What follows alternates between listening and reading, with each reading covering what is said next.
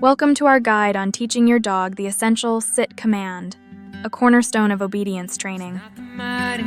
Start by gathering treats and finding a quiet space.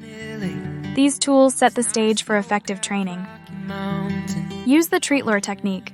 Move the treat up and back, naturally guiding your dog into a sitting position. Mark the behavior the instant your dog sits. Immediately reward with the treat for positive reinforcement. Establish a consistent training routine. Regular practice is key to mastering the sit command. Add the verbal cue sit just before using the treat lure. This helps your dog associate the word with the action. Practice in different environments to generalize the behavior. This ensures your dog will sit anywhere, anytime. Always use positive reinforcement. Praise and rewards keep your dog motivated to learn and obey. Gradually reduce treat reliance. Replace some food rewards with praise or play as your dog improves. For more expert dog training tips, click the link in the description.